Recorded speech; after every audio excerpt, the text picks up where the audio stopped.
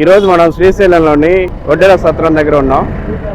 ఇక్కడ ఒడ్డెర సత్రం దగ్గర ఉన్న కొన్ని సమస్యల గురించి, ప్రధానమైన సమస్యల గురించి సార్ వాళ్ళ మాటల్లో తెలుసుకుందాం. సార్, మీ పేరు? సార్, నా పేరు తమ్మిశెట్టి చక్రవర్తి. నేను ఆంధ్రప్రదేశ్ బ్యాక్వర్డ్ ఫెడరేషన్ చైర్మన్ ఉన్నాను.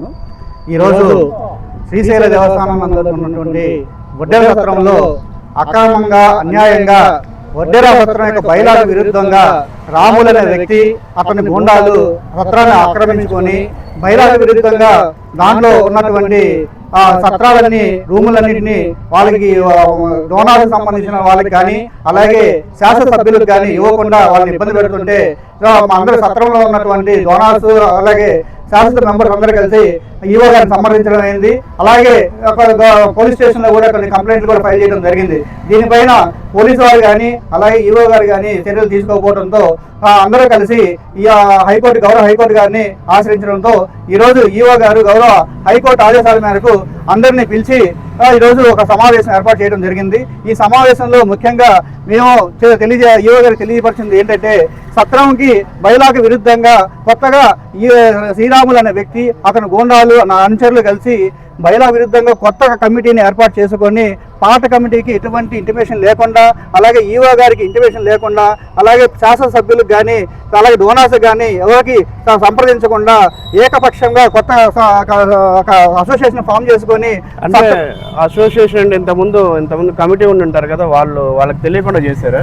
అదేనండి, ఇప్పుడు మేము చెప్పేది కూడా అదే. ఇంతవరకు కూడా ఈరోజు ఈవో గారికి మేము ఒక రిప్రజెంటేషన్ రూపంలో డోనార్స్ కావచ్చు, అలాగే శాసనసభ్యులు కావచ్చు, అందరూ కలిసి ఈరోజు ఈవో గారికి ఒక రిప్రజెంటేషన్ కూడా ఇవ్వడం జరిగింది.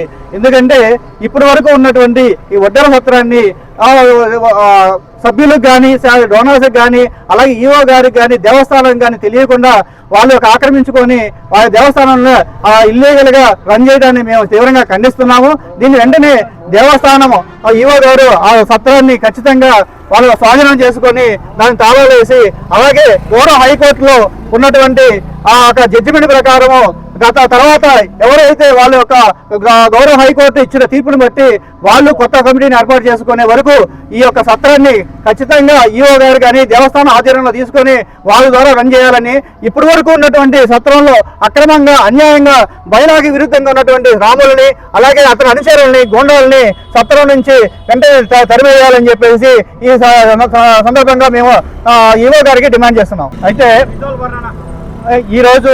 ఈరోజు మేము ప్రభుత్వాన్ని అలాగే ఎన్విరాన్మెంట్ డిపార్ట్మెంట్ గారిని అలాగే ఈవో గారిని అడిగేది ఒకటే, లాస్ట్ అండ్ ఫైనల్గా చట్ట విరుద్ధంగా అక్రమంగా చట్టం ఎప్పుడు 75 నుంచి ఉన్నటువంటి సత్రాన్ని ఇప్పుడు కొత్తగా రిజిస్ట్రేషన్ పేరుతో ఆక్రమణ చేసి దానికి బయలాకి విరుద్ధంగా ఉన్నటువంటి వాళ్ళ యొక్క అసోసియేషన్ని వెంటనే రద్దు చేయాలి.